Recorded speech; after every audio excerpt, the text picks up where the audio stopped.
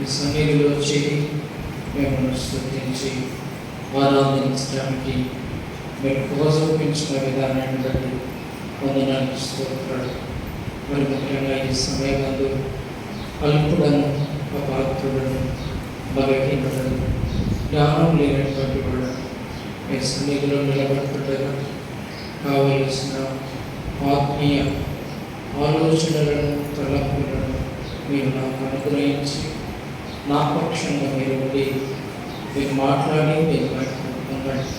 ప్రత్యేకంగా ఆరాధన కార్యక్రమం ఆరంభం నుంచి అంతము వరకు అన్ని విషయాలలో మీరు తోడుగా ఉండి మీరు నడిపించి మీరు మహిమ పొందాలని ఆరాధన కార్యక్రమాన్ని మీ బలమైన చేతులకు అప్పగిస్తుంది. కొద్ది విన్నపం మా ప్రభువులో రక్షకుడైనటువంటి యేసు నామమున ప్రార్థిస్తున్నాను తండ్రి, ఆమేన్. చాలా మంచిది. ఈ సమయంలో చేరి వచ్చినటువంటి మనము కొద్ది నిమిషాలు జాగ్రత్తగా మెలకువగా ఉండి దేవుని మాటలు వినాలని నేను మరి ఒకసారి ప్రేమతో మనవి చేసుకుంటున్నాను. సమయంలో మనం చదువుతున్నటువంటి కీర్తన భాగాన్ని మనం గమనించినట్లయితే ఈ కీర్తన ఎవరు రాస్తున్నారో స్పష్టంగా ఇక్కడ ఒక మాట వ్రాయబడి ఉంది. చివరిన ఏమని వ్రాయబడి ఉందంటే 83వ కీర్తన చివరి భాగంలో ఏమని వ్రాయబడి ఉందంటే పూరపు కుమారుల కీర్తన అనే మాట వ్రాయబడింది. కాబట్టి ఈ కీర్తన ఎవరు రాస్తున్నారో వ్రాయబడి ఉంది. ఈ కీర్తన రాసినటువంటి ఈ కీర్తన కారుల యొక్క ఆలోచన, వారి ఆశ లేక వారి తలంపు ఎలాంటిదో ఇక్కడ వ్రాయబడింది. అంత మాత్రం కాకుండా వారు దేవుని ఆవరణాలను, దేవుని మందిరాభరణాలను వారు ఎంతగా ప్రేమించినారో పై మాటల్లోనే వ్రాయబడింది. పైన ఏమని వ్రాయబడిందంటే సైన్యములకు అధిపతి యెహోవా నీ నివాసములు ఎంత రమ్యములు అని. కాబట్టి దేవుని యొక్క నివాస స్థలం ఎంత రమ్యమైనదో వారు వివరిస్తున్నారు. అంత మాత్రం కాకుండా ఆ మందిర ఆవరణములను చూడవలనని వారి ప్రాణము ఎంత ఆశపడుతుందో అక్కడ 2వ వచనంలో ఆ మాట కూడా రాస్తున్నారు. మధ్య భాగంలో ఏమని రాస్తున్నారంటే జీవము గల దేవుని దర్శించుటకు నా హృదయమును నా శరీరమును ఆనందముతో ఏమేస్తుందంట, ఏకలు వేయించున్నారు. కాబట్టి దేవుని మందిరాన్ని వాళ్ళు ఎంతగానో ప్రేమించినారు. దేవుని మందిరము ఆభరణాలను వారు ప్రేమించినారు. కాబట్టి బైబిల్లో దేవుని మందిరానికి ఒక ప్రత్యేకత ఉంది. ఏమి ఆ ప్రత్యేకత అంటే ఈ స్థలానికి వస్తే వాక్యము ద్వారా మనతో ఎవరు మాట్లాడతారంటే దేవుడు మాట్లాడతాడు. రెండవదిగా ఒక మాటలు చెప్పాలంటే ఈ స్థలానికి వస్తే దైవ ఆశీర్వాదాలన్నిటినీ మనం పొందుకుంటాం. మూడవదిగా గమనించినట్లయితే ఈ స్థలానికి వస్తే దేవుని ద్వారా మనం వాగ్దానాలు కూడా మనం పొందుకుంటాం. అంత మాత్రం కాకుండా దేవుని మందిరము ఏమంటే ఇది పరలోకపు గమిని. ఇక్కడికి వస్తే మనం రేపు పొద్దున ఎక్కడికి పోవడానికి ఆస్కారం ఉంటుందంటే పరలోకానికి పోవడానికి ఆస్కారము ఉంటుంది. అందువరకు చాలామంది భక్తుల జీవితాలను మనం గమనించినట్లయితే వాళ్ళు దేవుని మందిరాన్ని ఎంతగానో ప్రేమించినారు. దేవుని మందిరము పట్ల ఎంతో ఆశను కలిగి ఉన్నారు. అక్కడ 2వ వచనంలో అంటున్నాడు, యెహోవా మందిర ఆవరణములను చూడవలెనని నా ప్రాణము ఏమని రాయబడిందంటే ఎంతో ఆశపడుచున్నది. ఎంత ఆశ ఉందంట వాళ్ళకు దేవుని మందిరాన్ని చూడాలని అని. అంటే 42వ కీర్తనలో ఒక మాట రాయబడింది. చూడండి, వాక్యాన్ని గమనిస్తాము. 42వ కీర్తనలో గమనించినట్లయితే వారికి ఉన్నటువంటి ఆశ ఈ కీర్తన కూడా పూర్వపు కుమారుల కీర్తననే. ఈ కీర్తన కూడా వారు రచించిందే, వారు రాసిందే. వాళ్ళకు ఎంత ఆశ ఉందో చూడండి. అక్కడ వ్రాయబడింది, దుప్పి నీటి వాకుల కొరకు ఆశపడినట్లు దేవా నీ కొరకు నా ప్రాణము ఆశపడుచున్నది. కాబట్టి ఎడారులలో దుప్పి నీటి వాకుల కొరకు ఏ విధంగా ఆశపడుతుందో నీరు తాగాలని, ఆ విధంగానే వీరి ప్రాణము కూడా దేవుని కొరకు ఆశపడుతుందంట. అక్కడ ఎంత చక్కగా మాట్లాడుతున్నాడంటే, దుప్పి నీటి వాగుల కొరకు ఆశపడినట్లు దేవా నీ కొరకు నా ప్రాణము ఆశపడుచున్నది. కాబట్టి వారి ప్రాణము దేవుని చూడాలని, దేవుని మందిరావరణములను చూడాలని, దేవుని ఆవరణములను చూడాలని. ఇంకో మాటలు చెప్పాలంటే, వాళ్ళు ఎప్పుడెప్పుడు దేవుని మందిరానికి పోతామా, ఎప్పుడు దేవుని మందిరము ఆవరణలో మనం కనబడతామా అనే ఆశను కూడా వారు కలిగి ఉన్నట్టుగా ఆ వాక్యంలో, ఆ కీర్తన భాగంలో రాయబడి ఉంటుంది. చూడండి, ఆ 42వ కీర్తనలో ఏమని రాయబడి ఉందంటే, మరొక మాటను మనము జ్ఞాపకం చేసుకుందాం. 3వ వచనం చూడండి. 2వ వచనం, నా ప్రాణము దేవుని కొరకు కృష్ణగొనుచున్నది, జీవము గల దేవుని కొరకు కృష్ణగొనుచున్నది, దేవుని సన్నిధికి నేను ఎప్పుడు వచ్చేదను, ఆయన సన్నిధిని నేను ఎప్పుడు కనబడను.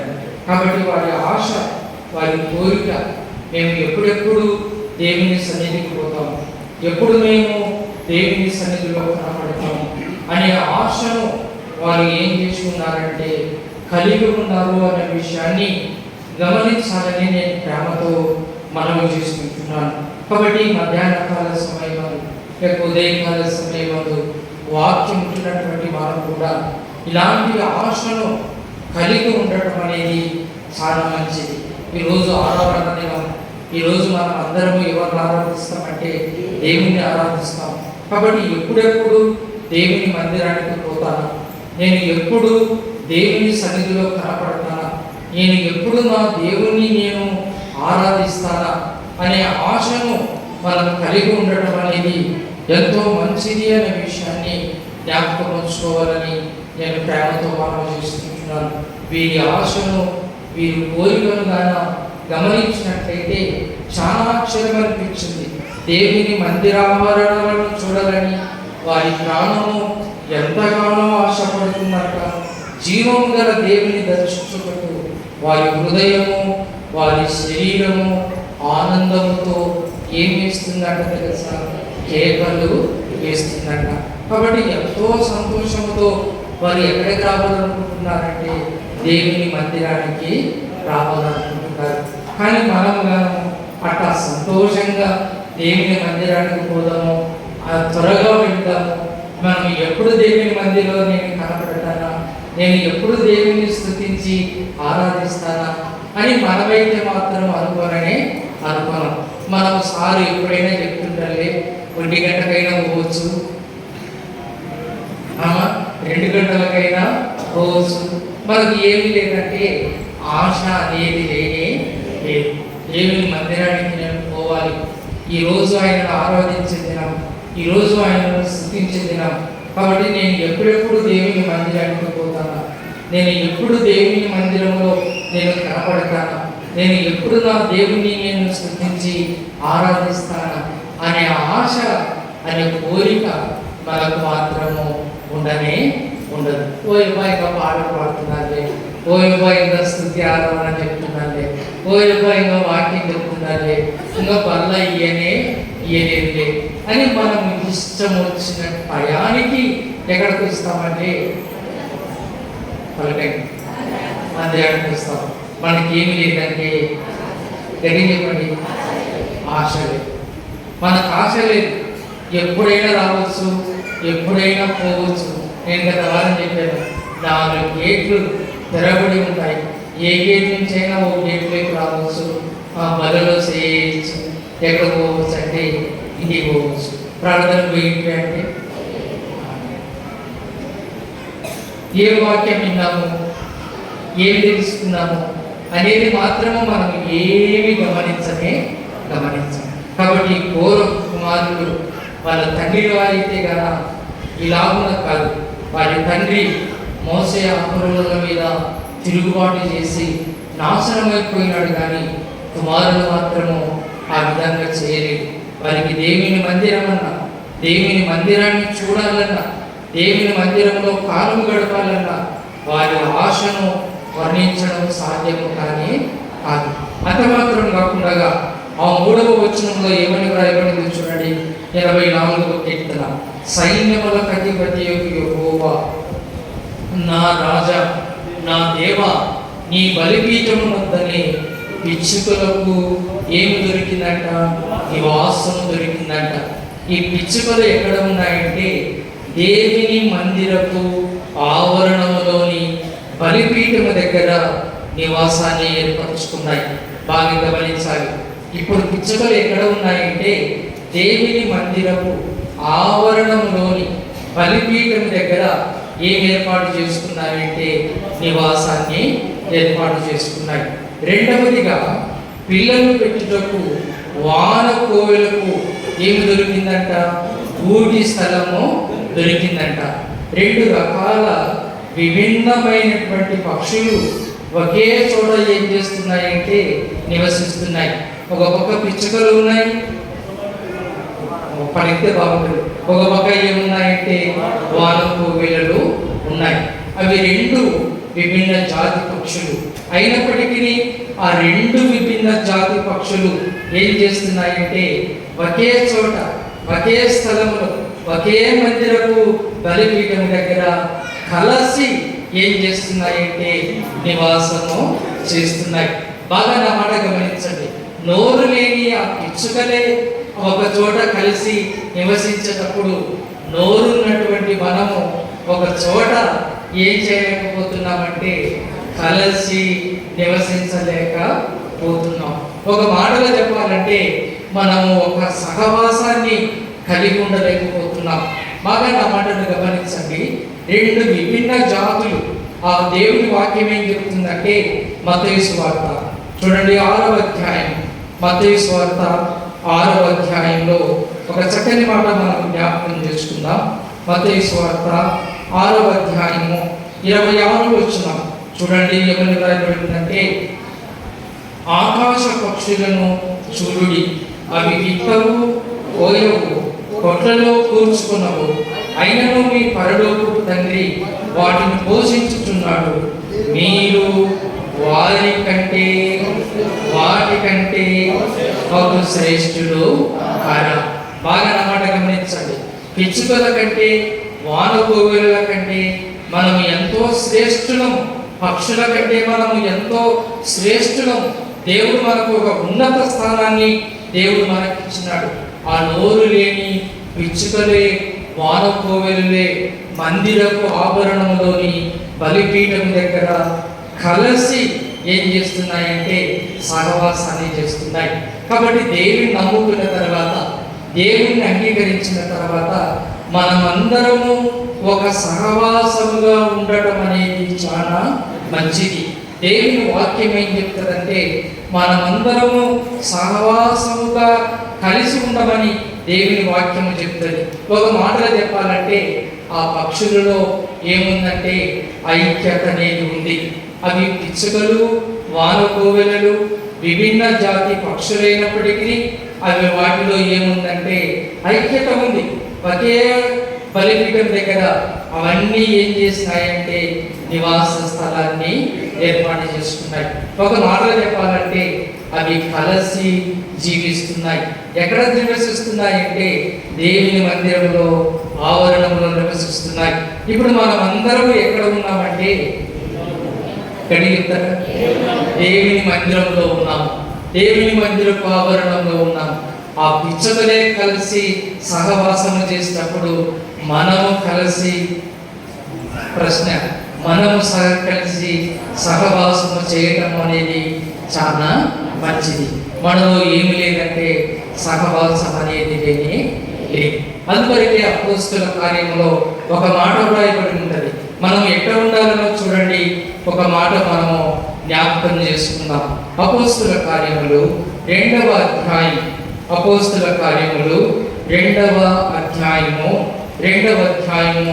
42వ వచనం, 42వ వచనం. వీరు అపోస్తుల బోధ యందును సహవాసమందును రొట్టె విరుచుట యందును ప్రార్థన చేయుట యందును ఏమని వ్రాయబడి ఉందంటే ఎడతెగక ఉండేది. కాబట్టి సంఘములో చేర్చబడుతున్నటువంటి వీరందరూ ఎక్కడ ఉన్నారంటే తెలుసా? బోధ యందును సహవాసమందును రొట్టె విరుచుట యందును ప్రార్థన చేయుట యందును ఏమని వ్రాయబడి ఉందంటే ఎడతెగక ఉన్నారు. కాబట్టి వారందరూ ఒక సహవాసం, వారందరూ ఒక బోధ, వారందరూ కలిసి రొట్టె విరుస్తున్నారు. వారందరూ కలిసి ఏం చేస్తున్నారంటే ప్రార్థన చేస్తున్నారు. వారందరూ ఒక సహవాసంగా కూడుకుంటున్నారు. కింది వచనంలో గమనిస్తే పాట పాడండి. హృదయమనడు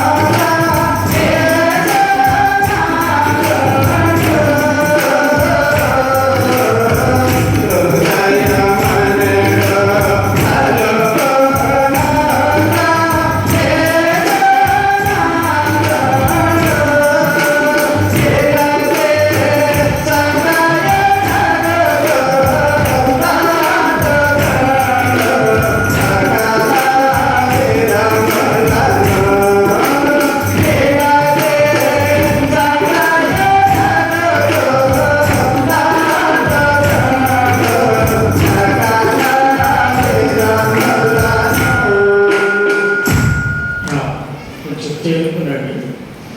కొంతమంది నిద్రపోతున్నారు.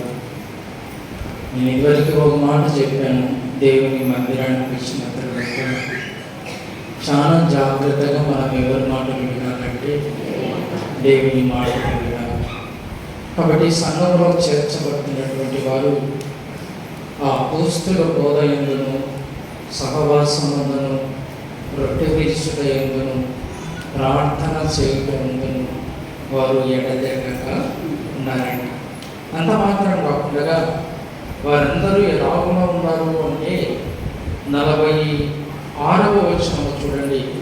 మరియు వారు ఏక మనస్కులై ప్రతిదినము దేవాలయంలో తప్పక కూడుకొనుచు, ఇంటింట రొట్టె విరుచుచు, దేవుని స్తుతించుచు, ప్రజలందరి వలన దయ పొందిన వారై ఆనందముతోనూ నిష్కపటమైన హృదయముతోనూ ఆహారము పుచ్చుకొను చుండిరి. కాబట్టి వాళ్ళు ఎట్లా ఉన్నారు అంటే అందరూ ఏక మనసు, వారందరిలో ఏక భావం, వారందరిలో ఏక తాత్పర్యం, వారందరూ కలిసి ప్రతిదినము తప్పక ఎక్కడికి వస్తున్నారంటే దేవుని మందిరానికి వస్తున్నారు. ప్రతిదినము అని వ్రాయబడింది. అక్కడ వ్రాయబడితేనే ఆ మాట వ్రాయబడింది చూడండి. మరియు వారు ఏక మనస్కులై ప్రతిదినము దేవాలయంలో తప్పక ఏమని వ్రాయబడింది? కూడుకొనుచు అని వ్రాయబడింది. కాబట్టి విశ్వసించిన వారు, దేవుని నమ్ముకున్న వారు ప్రతి దినము ఎక్కడికి రావాలంటే గడి చెప్పండి, గడి చెప్పండి, గడి చెప్పండి. మనం ప్రతిదినం వస్తామంటే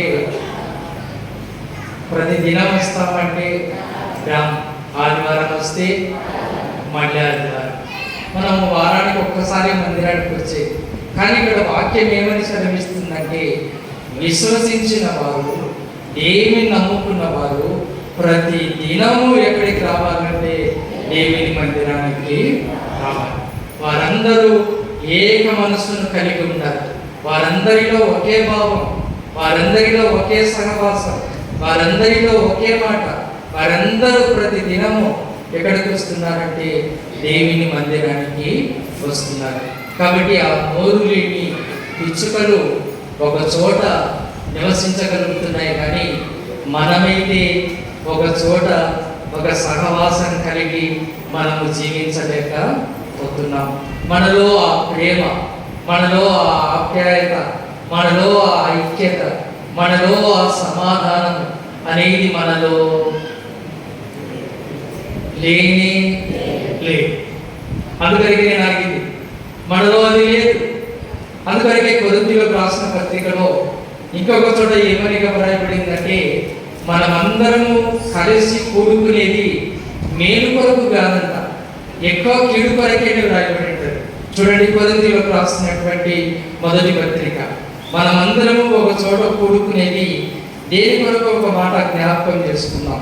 కొరింథీయులకు రాసినటువంటి మొదటి పత్రిక 11వ అధ్యాయము 17-18 వచనాలు చూడండి. మీకు ఈ ఆజ్ఞను ఇచ్చుచున్నాను. పేజీ నెంబర్ 153 కుడివైపు నుంచి. మీకు ఈ ఆజ్ఞ ఇచ్చుచున్నాను, మిమ్మల్ని మెచ్చుకొనను. మీరు కూడి వచ్చుట ఎక్కువ కీడుకే గాని ఎక్కువ మేలుకు కాదు. మొదటి సంగతి ఏమనగా మీరు సంఘమందు కూడి ఉన్నప్పుడు మీలో, నేను ఆగింది మీరు బతకాలని, మీలో కక్షలు కలవని వినుచున్నాను. కొంత మట్టుకు ఇది నిజమని నమ్ముచున్నాను. మనమందరము కలిసేది మేలు కొరకు కాదంట, ఎక్కువ కీడు కొరకేనంట. సంఘమందు ఎందుకు కలుస్తున్నామంట తెలుసా? మనలో ఏమున్నాయంటే కక్షలు ఉన్నాయంట, మనలో అసూయ ఉందంట, మనలో ద్వేషము ఉందంట, మనలో పగ ఉందంట. ఈ విధంగా మనం ఉన్నప్పుడు మనమందరము ఐక్యంగా, సహవాసంగా, సమాధానంగా ఉండటం అనేది సాధ్యమయ్యే పని కానీ కానీ కాదు. మనమందరం ఒకే రకంగా ఉండాలి అనుకుంటే అది సాధ్యమయ్యే పని కానీ కాదు. కానీ రెండు వేరు వేరు విభిన్న పక్షులు, రెండు వేరు వేరు విభిన్న జాతులు కలిగినటువంటి ఆ పక్షి జాతులు ఒకే చోట ఏం చేస్తున్నాయంటే సహవాసం చేస్తున్నాయి. అవి కలిసి జీవిస్తున్నాయి. వాటిలో ఏమి లేవంటే కక్షలు లేవు, వాటిలో కలహాలు లేనే లేవు. ఒకే బలిపీఠం దగ్గర అక్కడ పిచ్చుకలు నివసిస్తున్నాయి, వానకోవెలు కూడా నివసిస్తున్నాయి. కానీ మనము ఒకే దేవుని నమ్ముకున్నాము, ఒకే దేవుని అంగీకరించినాము, ఒకే బల్లలోనిది ఒకే బల్లలో చేయి వేస్తాము, ఒకే రొట్టెను మనము తింటాము, ఒకే పాత్రలోనిది తాగుతాము. కానీ మనలో ఒకటి అనే భావము మనలో లేనే లేదు. మనమందరము ఒకటే కదా, మనమందరము దేవుని పిల్లలమే కదా, మనమందరము దేవుని విశ్వసించిన వాళ్ళమే కదా, మనమందరము ఒకటిగా ఉండాలి అనే భావము మాత్రము మనలో రానే రాదు. బాగా నా మాట గమనించండి. ఆ పిచ్చుకల కంటే మనము శ్రేష్ఠులము అని దేవుని వాక్యం చెప్తుంది. ఆ పిచ్చుకల కంటే మనము శ్రేష్ఠులము. ఆ నోరు లేని పిచ్చుకలే, వాను కోవెలలే ఆ విధంగా జీవించినప్పుడు నోరున్నప్పుడు మనము ఒకరికొకరము ఏం చెప్పుకోలేమంటే సమాధానం చెప్పుకోలేము. ఒకరికొకరు మనం కలిసి జీవించలేకపోతున్నాం. ఎంత ఆశ్చర్యమో చూడండి. మామూలుగా అయితే కాకులు కోయిలను చూస్తే కదా, కాకులు వెంటనే కోయిలను ఏం చేస్తాయంటే తరిమేస్తాయి. కానీ పిచ్చుకలు కోయిలు మాత్రము ఎక్కడ ఉన్నాయంటే ఒకే స్థలంలో ఏం చేస్తున్నాయంటే నివాసాన్ని ఏర్పాటు చేసుకున్నాయి. అందువరకే ఆ పిచ్చుకలే వాను కోవెలలే మందిరపు బలిపీఠము దగ్గర ఉండేటప్పుడు వాటికి అంత యోగ్యత కలిగినప్పుడు బాగా నా మాట గమనించండి. కింది మాటలో ఏమని రాయబడి ఉందంటే నీ మందిరమునందు నివసించువారు మీరు బతకాలని, నీ మందిరమునందు నివసించువారు ధన్యులు. అవి ఆవరణంలో బలిపీఠం దగ్గర ఉన్నాయి, ఆ మందిరము లోపల లేవు అవి. కానీ మనం ఎక్కడ ఉన్నామంటే మందిరము లోపల ఉన్నాం, మనము పరిశుద్ధ స్థలంలో ఉన్నాము, మనం వాటికంటే చాలా శ్రేష్ఠులం. మనలో ఎంత ఐక్యత ఉండాలి, మనలో ఎంత సమాధానం ఉండాలి, మనలో ఎంత ప్రేమ ఉండాలి అనేది ఒకసారి మనం ఆలోచన చేసుకోవడం అనేది చాలా మంచిది. అందువరకు నీ మందిరమునందు నివసించువారు ఏమని వ్రాయబడింది? ధన్యులు అని వ్రాయబడింది. మళ్ళీ కింద వాళ్ళే ఒక మాట అన్నారు, ఆ 84వ కీర్తన చూడండి. మళ్ళీ వాళ్ళు ఏమన్నారు ఒక మాట జ్ఞాపకం చేస్తాను.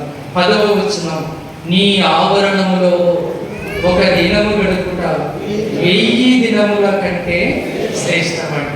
మందిరములో అన్నలే, ఎక్కడ అంటున్నారంటే నీ మందిరపు ఆవరణములో ఒక దినము గడుపుట 1000 దినముల కంటే శ్రేష్టం. కాబట్టి ఒకరోజు దేవుని మందిరంలో కాలం గడిపింది, ఒకరోజు దేవుని మందిరంకి వచ్చి దేవుని స్తుతించి ఆరాధిస్తే ఎన్ని దినాలతో సమానము? గడియబడి ఎన్ని దినాలతో సమానము? ఇంకా గడియబడి ఎన్ని దినాలతో సమానము? 1000 దినాలతో సమానం. ఆ ఒక్కరోజు కూడా మనం సరిగా రాని, ఆ ఒక్కరోజు కూడా మనం సమయానికి రాము, ఆ ఒక్కరోజు కూడా సమయాన్ని పాటించాం, ఆ ఒక్కరోజు కూడా మన ఇష్టానుసారంగా మనం వచ్చి ఎవరిని ఆరాధిస్తామంటే దేవుని ఆరాధిస్తాం. అందరము ఒక సమయానికి మనం రానే రాము. కానీ చేను పోయేటప్పుడు మాత్రము, పనులు పోయేటప్పుడు మాత్రము అందరం ఎట్టబోతామంటే ఒకరినొకరిని పిలుచుకొని ఏ పాప రాయి, ఒక ఆమె పిలుస్తుంది మా ఇంటి ముందు వచ్చి, లేనట్టుంది ఈరోజు ఎక్కడ పోయిందో, అందరూ పిలుస్తుంటది పైకి పోయికే. అటనే నేనంటాను ప్రార్థన పోవడానికి పిలిస్తే చాలా బాగుంది. పనికైతే అందరినీ పిలుస్తారు, రాయేగారు మీరు సానుభూతి వస్తుంది. కానీ అట్టనే తిరిగి తిరిగి మందిరానికి అందరినీ రమ్మని పిలిస్తే ఎంత బాగుంటుందో. ఈ ఆవరణంలో ఒక దినము గడుపుట ఎన్ని దినాల కంటే శ్రేష్టమంట? 1000 దినముల కంటే శ్రేష్టమంట.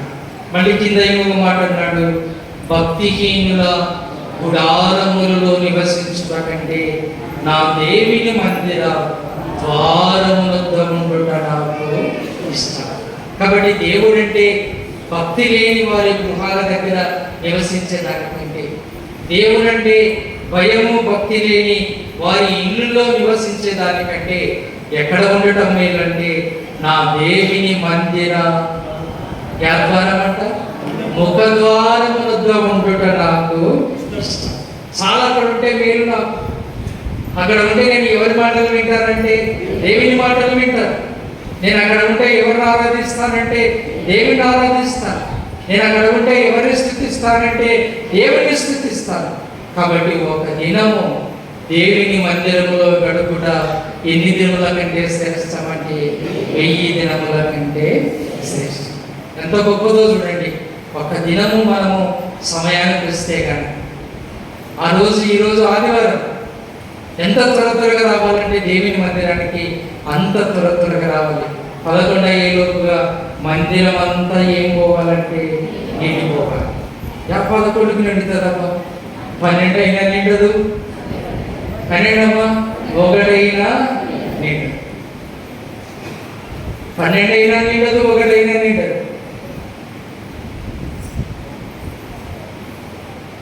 మందిరమునందు నివసించాలి అనే ఆశను కొంతమంది కలిగి ఉన్నట్టుగా బైబిల్లో వ్రాయబడింది. చూడండి, కీర్తనల గ్రంథం 26వ కీర్తన ఒక పాట పాడండి. అందులో మళ్ళీ ఒకసారి హుషారు తెచ్చుకున్నాను మాట్లాడు. 26వ కీర్తన. హృదయమనడు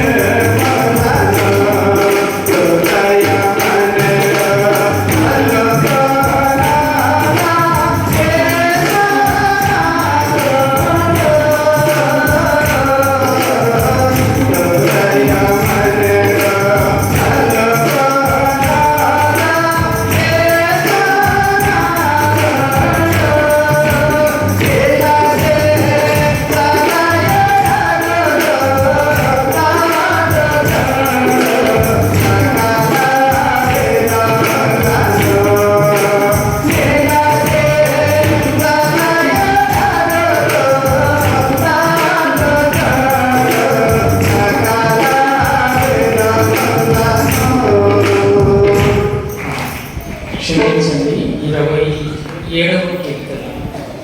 27వ కీర్తన 4వ వచనం. దావీదు ఎక్కడ ఉండాలని కోరుకున్నాడో ఒక చక్కటి మాట వ్రాయబడి ఉంటుంది. చూడండి, 27వ కీర్తన 4వ వచనం. యెహోవా యొద్ద ఒక వరము అడిగితిని, దానిని నేను వెదకుచున్నాను. యెహోవా ప్రసన్నతను చూచుటకును ఆయన ఆలయములో ధ్యానించుటకు నా జీవిత కాలమంతయు నేను యెహోవా మందిరములో నివసింపగోరుచున్నాను. కాబట్టి ఎక్కడ ఉండాలని కోరుకుంటున్నాడంటే దేవుని మందిరములో నేను నేను ఎక్కడ ఉండాలంటే దేవుని మందిరంలో ఉండాలి. నా జీవిత కాలం అంతా ఆయన బ్రతికినంత కాలము ఎక్కడ ఉండాలని ఆశపడుతున్నాడంటే దేవుని మందిరంలో ఉండాలని ఆశపడుతున్నాడు. దేవుణ్ణి ఒక వరం అడిగినాడంట, ఒక కోరిక కోరుకున్నాడంట. ఏమా కోరిక అంటే అక్కడ రాయబడింది, నేను దానిని వెదకుచున్నాను, యెహోవా ప్రసన్నతను చూచుటకును ఆయన ఆలయములో ధ్యానించుటకును నా జీవిత కాలమంతయు యెహోవా మందిరములో నివసింపగోరుచున్నాను. కాబట్టి మనకు ఇలాంటి కోరిక లేని ఆదివారం వచ్చేలో ఆ రోజు వస్తే ఆ రోజు పోయేస్తే చాలుగా మనకి ఇంకా మిగతా దినాలు ఏమిటితో పని లేదండి అనేటమ్మా. ఏమన్నారు? మిగతా దినాలు ఏమిటితో పని లేదంటే మందిరముతో గట్టిగా రండి, మందిరముతో పలకనే పలకరి మందిరముతో. కొంతమంది పలుకుతున్నారు, ఏమందరూ పలకరు. మిగతా దినాలు మందిరముతో మనకు పని లేదు. ఈయన ఏమో జీవిత కాలం అంతా ఎక్కడ ఉండాలనుకుంటున్నాడంట? మందిరంలోనే ఉండాలనుకుంటున్నాడంట. ఆయన ఆశకు మన ఆశకు ఎంత తేడా చూడండి. ఆయన కోరికకు మన కోరికకు ఎంత తేడా చూడండి. ఆయన తన జీవిత కాలం అంతా ఎక్కడ ఉండాలని కోరుకుంటున్నాడంటే దేవుని మందిరంలో ఉండాలని కోరుకుంటున్నాడు. బాగా నా మాటను గమనించండి.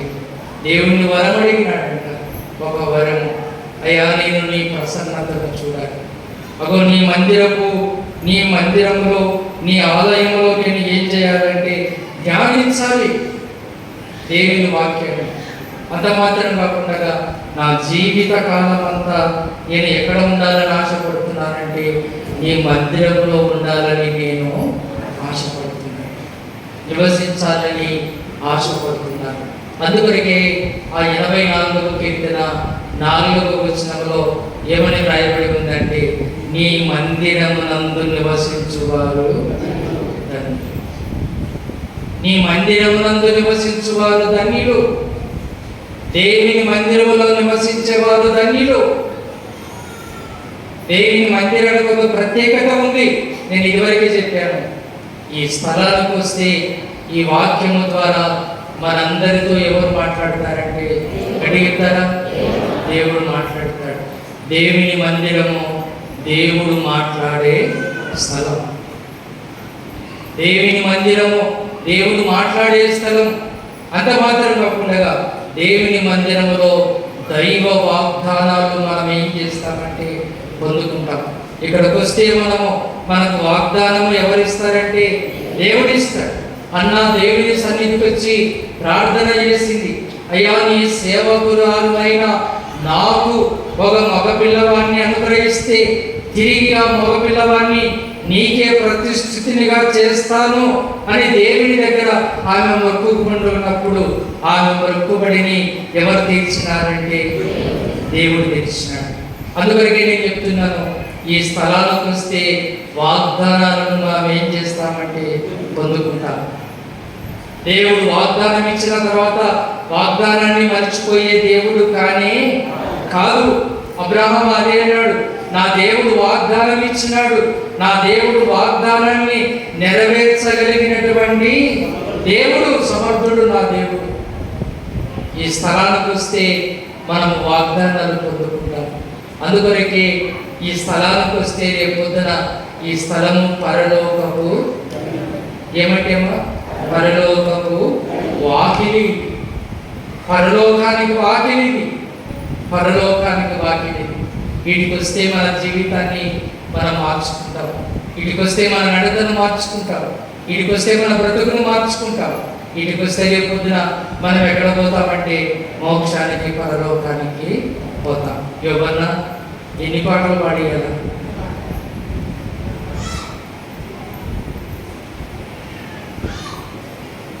నీకు పాటలు పాడించిన మెలక రాకుండా ఉందంటే నేను ఏం చేయను?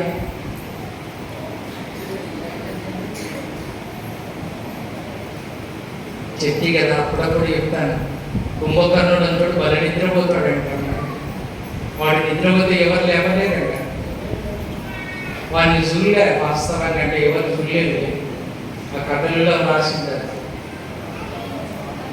అలాంటి వాళ్ళు ఏడ ఉన్నారంటే అనండి మందిరంలో. అలాంటి వాళ్ళు ఏడున్నారంటే మందిరంలో ఉన్నారు, మందిరంలో నివసిస్తున్నారు. మేల్కొనండి, ఏం చెప్తున్నామో ఏమి అనేది కొంచెం వాక్యాలు. దావీదు తన జీవిత కాలం అంతా ఎక్కడ ఉండాలని ఆశపడ్డాడమ్మా? ఎక్కడ ఉండాలని ఆశపడ్డాడు? దేవుని మందిరంలో ఉండాలని ఆశపడ్డాడు. ఇంకొక ఆమె దేవుని మందిరంలో కాలం గడుపుతుందంట. ఆమె కూడా ఆమె వయస్సు చూస్తే చాలా ఆశ్చర్యం అనిపిస్తుంది. చూడండి, లూకా సువార్త 2వ అధ్యాయం. ఈమె ఎక్కడ ఉందో ఒక మాట నేను జ్ఞాపకం చేస్తాను. లూకా సువార్త 2వ అధ్యాయం. లూకా సువార్త 2వ అధ్యాయం. లూకా సువార్త 2వ అధ్యాయము 36వ వచనం నుంచి, 2వ అధ్యాయము 36వ వచనం నుంచి చూడండి. మరియు ఆషేరు గోత్రికురాలను పనూయేలు కుమార్తెయునైన అన్నాను ఒక ప్రవక్తి ఉండెను. ఆమె కన్యత్వము మొదలు 7 ఏళ్ళు పెనిమిటితో సంసారం చేసి బహుకాలం గడిచినదై 84 సంవత్సరములు విధవరాలై ఉండి ఏం విడవక, గడియమని ఏం విడవక, దేవాలయము విడువక ఉపవాస ప్రార్థనలతో రేయింబగుళ్ళు ఏం చేస్తుందంట? సేవ చేస్తుందంట. ఏం విడిచిపెట్టలేదంట? దేవుని మందిరాన్ని విడిచిపెట్టలేదంట. మనం ఏం చేస్తామంటే ఆ మందిరం బాగాలేదని అనేటబ్బా, ఈ మందిరం బాగాలేదని, ఆ మందిరం బాగాలేదని, ఆ మందిరం బాగాలేదని, ఇంకో మందిరం. ఇట మనం ఏం చేయడం నేర్చుకున్నామంటే మందిరాలు తిరగడం నేర్చుకున్నాం. బాగలేని మందిరాలు కాదు, మీరు అర్థం చేసుకోవాలి. బాగలేని ఎవరు అంటే మనమే. ముందు మనం బాగలేము, ముందు మన నడత బాగలేదు, ముందు మన ప్రవర్తన బాగలేదు, ముందు మన జీవితం బాగలేదు. మనం బాగలేకుండా ఏమిటి బాగలేమంటుందంటే ఏ మందిరం బాగలేదమ్మా, ఏ చర్చి బాగలేదమ్మా. చర్చి బాగుంది, చర్చికి ఏమైంది? ఏం కాలే. బాగలేదు ఎవరు అంటే మనమే. మనం బాగలేక ఎన్ని మందిరాలు తిరుగుతామో, ఎన్ని మందిరాల చుట్టూ వేయిస్తామో. నేను అప్పుడప్పుడు కథ చెప్తాను. ఒక ఎలుక అనుకునిందంట. మెలుకునే వాళ్ళ కథ వినండి. ఒక ఎలుక తన కుమార్తెను సూర్యునికిచ్చి పెళ్లి చేయాలనుకునిందంట. ఎవరికిచ్చి? సూర్యుడికి. ఏది ఎలక సూర్యుడికిచ్చి పెళ్లి చేయాలనుకునిందంట. ఇప్పుడు సూర్యుని దగ్గరికి పోవాలి. ఇంటి దగ్గర నుంచి మొదలుపెట్టింది ప్రయాణాన్ని. అందరూ అడుగుతుందంట, దారిలో కలిసిన వాళ్ళని అలా అడుగుతుందంట, నేను నా కుమార్తెను పెళ్లి చేయాలనుకున్నాను. నా కుమార్తెను కింద ఇక్కడ ఎవరికి ఏమో భూమి మీద ఇస్తే ఒక్క సూర్యుడికి మాత్రమే ఇస్తాను, ఇంకా ఎవరికి ఇయ్యను అని తిరుగుతుందంట. అందరిని అడుగుతుందంట దారి. ఎవరు చెప్తారు సూర్యుని దగ్గరికి దారి పోనీకే? ఒకవేళ దారి చెప్పినా సూర్యుని దగ్గర పోతామంటే మనం పోలేము. మాడి ఏమవుతామంటే మషైపోతాము. అది అగ్నిగోళము. సూర్యుడు అంటే ఎంత వేడో అంత వేడి. తిరిగింది అందరూ అడిగి వచ్చిందంట. వచ్చి లాస్ట్ కాడికి వచ్చిందంట. తెలుసా? వాళ్ళ ఇంటి కాడికి వచ్చిందంట. అప్పుడు అర్థమైందంట దానికి. ఏమని అర్థమైందంటే సూర్యుడికిచ్చి నా బిడ్డనిచ్చి పెళ్లి చేయడం అనేది సాధ్యమయ్యే పని కానీ కాదు. అప్పుడు అర్థమైందంట. అప్పుడు తెలుసుకునిందంట. అది అంతవరకు అది తెలుసుకో మనం కూడా అంతే. తిరిగి తిరిగి తిరిగి తిరిగి లాస్ట్ క్యాంప్ వస్తామంటే ఇంటికే వస్తాం, అంతా తిరిగి వస్తాం. మరి లాస్ట్ క్యాంప్ అంటే ఇంటికి. ఈ విధవరాలు ఎన్నేళ్ళ వయసు అమ్మా? 84 సంవత్సరాలంట. దేవుని మందిరాన్ని విడవకుండా దేవుని మందిరంలో ఏం చేస్తుందంటే ఉపవాస ప్రార్థనలతో రేయింబగుళ్ళు ఏం చేస్తుందంట? సేవ చేస్తుందంట. 84 ఏళ్ళు ఆమె ఏం విడిచిపెట్టలేదంటే దేవుని మందిరాన్ని విడిచిపెట్టలేదు. దేవునితో వాగ్దానం చేస్తాం. ఏమని వాగ్దానం చేస్తామంటే బాప్తిసం తీసుకునేటప్పుడు చెప్పండి అమ్మా, బాప్తిసం దగ్గరలో ఏమని చెప్తాము? గట్టిగా ఏమని చెప్తాము అనండి అమ్మా, గట్టిగా తప్పేం కాదలేదు అనేది. ఎంతవరకు? సత్యంత వరకు. సత్యంత వరకు దేవుని నమ్ముకుంటాను, సత్యంత వరకు దేవుని విడిచిపెట్టాను, సత్యంత వరకు దేవుని మందిరాన్ని వదిలిపెట్టాను, దేవునితో అత్తుకొని ఉంటాను అని ప్రమాణం చేస్తాము. కానీ వెంటనే ఎవరికి దూరం అవుతామంటే దేవునికి దూరం అవుతాం. దేవునికి మాట ఇచ్చి మనం ఏం తప్పుతున్నామంటే మాట తప్పుతున్నాం. అందువరకే మన దేవుని గురించి ఒక మాట వ్రాయబడి ఉంటుంది, ఆయన నరపుత్రుడు కాదు మాట తప్పడానికి అని వ్రాయబడి ఉంటుంది. ఆయన ఏం తప్పడంటే మాట తప్పడు. దావీదు కోరుకున్నాడు, అయ్యా నా జీవిత కాలం అంతా నేను ఎక్కడ ఉంటానంటే నీ సన్నిధిలో కాలం గడుపుతా, నీ ప్రసన్నతను చూడాలి, నేను ధ్యానించాలి. అందుకని నేను ఎక్కడ ఉంటానంటే ఈ మందిరంలోనే నేను నివసింపబోతున్నాను. ఈ హన్నా అనే ప్రవక్తి గురించి రాయబడింది. 84 ఏళ్ల వయసు అంట కదమ్మా, నిండు వృద్ధాప్యం. ఆ వయసులో కూడా ఆమె ఏముంటుందంట? ఉపవాసం ఉంటుందంట. ఆ వయసులో కూడా ఏం చేస్తుందంటే పరిచర్య చేస్తుంది.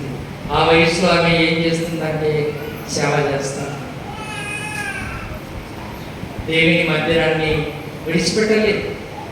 కాబట్టి ఎక్కడైతే దేవుని తెలుసుకుని ఉంటామో, బాగా నా మాట గమనించండి, ఏ మందిరంలోనైతే దేవుని తెలుసుకుని ఉంటామో, ఏ మందిరంలో అయితే వాక్యము విని మనము దేవుని ఎరిగి ఉంటామో, ఏ మందిరంలోనైతే మనము బాప్తిసం తీసుకుంటామో, ఏ సంఘంతో అయితే మనము సహవాసం కలిగి ఉంటామో, ఆ సంఘాన్ని మనము సస్తే కూడా విడిచిపెట్టను.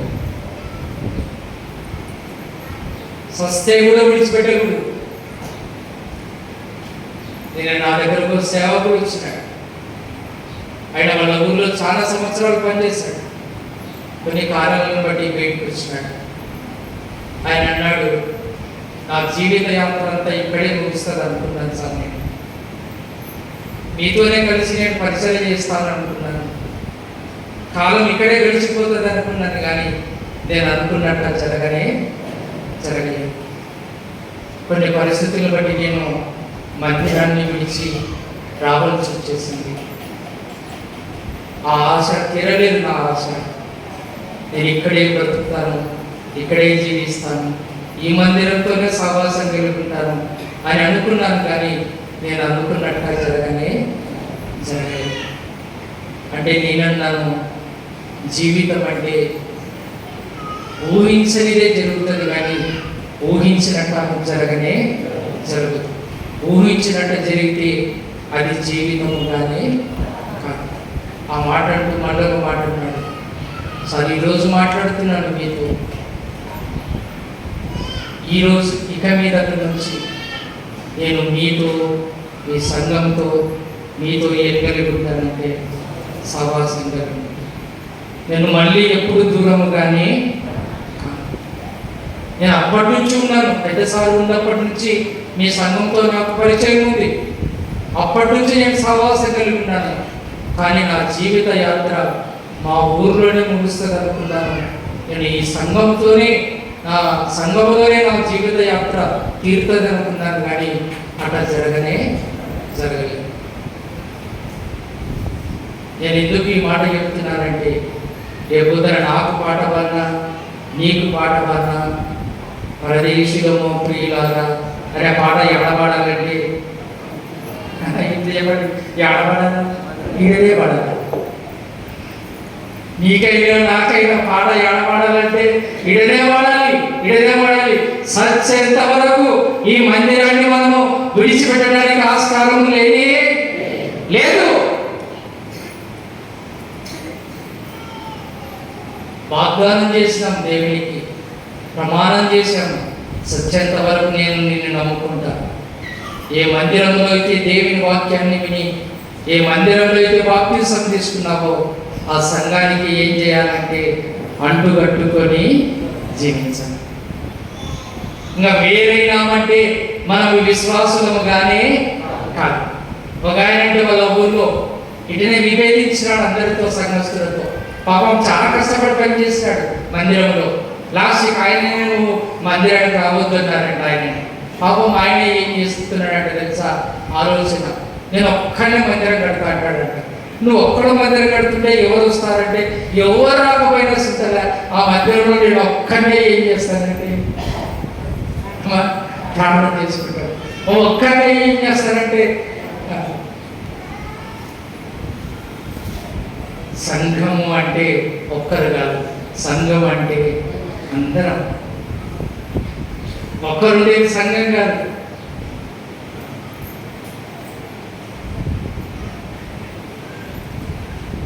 బాగా నా మాట గమనించండి. దావీదు ఆశ తన జీవిత కాలం అంతా ఎక్కడ ఉండాలని ఆశపడ్డాడంటే దేవుని మందిరంలో ఉండాలని ఆశపడ్డాడు. మరి మన ఆశ ముగిస్తున్నా. మరి మన ఆశ మీకందరికి ఎట్లాంటి కోరిక ఉందో ఒకసారి చెప్తారా? మీ కోరిక చెప్పండి. మీకందరికి ఎక్కడ ఉండాలని ఆశ ఉంది? ముగిస్తున్నా. మీకందరికి ఎక్కడ ఉండాలని ఆశ ఉంది? ముగిస్తున్నా. ఎక్కడ ఉండాలని ఉందమ్మా? ఇక్కడే ఉండాలని ఉందా? నేను అడుగుతాను ఒక తమాషగా, ఇక్కడే చచ్చిపోవాలని ఎంతమందికి ఉంది ఆశ? అటనే చెప్పాడు. అయ్యా నేను చచ్చిపోతే ఈ మందిరంలోనే చచ్చిపోవాలా, ఇంకా వేరే ఎక్కడ చచ్చిపోయినా నన్ను ఇంటికే తీసుకురావాలా. ఈ నుంచి నాకు ఏం పాడాలంటే చెప్తే కదా పాట, ఆ పాట పాడాలా అదే కోరిక ఎంతమందికి ఉందమ్మా? ఏమన్నారు? కొంతమంది ఎత్తుతారు, ఏం మీకు అస్సలు లేదా? ఇంకా నేను తమాష కట్టున్నాను. మన అంతిమ యాత్ర ఎక్కడ ముగిసాలంటే ఇక్కడే ముగిసాలి. మన అంతిమ యాత్ర ఇక్కడే ముగియాలి. ఈ మందిరముతోనే, ఈ సంఘముతోనే మన అంతిమ యాత్ర ముగియాలి. ఆ విధంగా ఒకే సహవాసంలో ఉండటం అనేది చాలా మంచిది. ఆ పిచ్చుకలు నివసిస్తున్నాయి. పిచ్చుకలు, వానకోవిలలు బలిపీఠం దగ్గర ఏం ఏర్పాటు చేసుకున్నాయంటే నివాసాన్ని ఏర్పాటు చేసుకున్నాయి. వాటికంటే మనము శ్రేష్ఠులం. వాటికంటే మనము చాలా ఉన్నతమైనటువంటి వాళ్ళు. దేవుడు మనల్ని ఉన్నత స్థానంలో ఉంచినాడు. ఆ నోరు లేని ఆ పక్షులే, ప్రాణులే ఉండేటప్పుడు మరి మనము ఉండటం సాధ్యమైనదే కాదు. ఏమన్నారు? అయితే అనుకుంటే, కానీ మనం అనుకో అయితే అనుకుంటే అందరితో కలిసి ఉండాలి, అందరితో సహవాసం కలిగి ఉండాలి, అందరితో సమాధానంగా ఉండాలి, అందరితో ప్రేమగా ఉండాలి అని అనుకుంటే అవుతుంది. కానీ మనం అలాగా ఉండలేదు. అదే పొరపాటు. దేవుని మందిరంలో నివసించే వారు ధన్యులు అంట. వారు ఎవరిని స్తుతిస్తారంట? దేవుణ్ణి స్తుతిస్తారంట. కరుణించండి, మోకరించండి, ప్రార్థన చేసుకుందాం. కరుణించండి, మోకరించండి, ప్రార్థన చేసుకుందాం. మమ్మల్ని మిక్కిలిగా ప్రేమిస్తున్నటువంటి మా ప్రియ పరలోకపు తండ్రి, మీ పరిశుద్ధమైన పాదాలకు నిలబడాలి. ఇంతవరకు మీ కృపలో మీరు భద్రపరుచున్నారు. తండ్రి అందరిని బట్టి వందనాలు స్తోత్రాలు. సమయం అందు మీ సన్నిధిలో వచ్చి మిమ్మల్ని స్తుతించి ఈ మాటలు వినడానికి మీరు గొప్ప చూపించినారు. తండ్రి అందరిని బట్టి వందనాలు స్తోత్రాలు. అవును తండ్రి, కుమారుల ఆశ అని కోరిక నేను గమనించగలిగినాను. ఈ మందిర ఆవరణాలను చూడాలని వారి హృదయం, వారి శరీరం ఆనందంతో కేకలు వేస్తుంది. నేను చూడగలిగాను. అంత మాత్రం కాకుండా మీ వాక్యం ఈ మందిరమునందు నివసించి వారు ధన్యులను తెలియజేస్తుంది. వారు తండ్రి నోరు లేని పుచ్చుకో వానతో వెళ్ళారు. ఈ మందిరం ఆవరణంలోని బలిపీఠం దగ్గర నివాస స్థలాన్ని ఏర్పరుచుకున్నారు. అవి ఒక చోట నివసించగలుగుతున్నాయి. వాటిని చూసైనా మేమందరం ఒక సత్యాన్ని నేర్చుకోవడానికి ఎక్కువగా చూపించాను.